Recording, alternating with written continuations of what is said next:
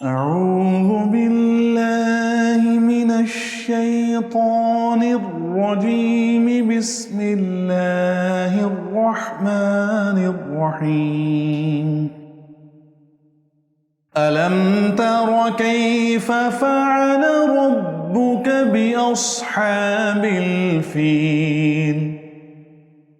ألم يجعل كيدهم في تضليل وأرسل عليهم طيرا أبابيل ترميهم بحجارة من سجيل فجعلهم كعصف مأكول.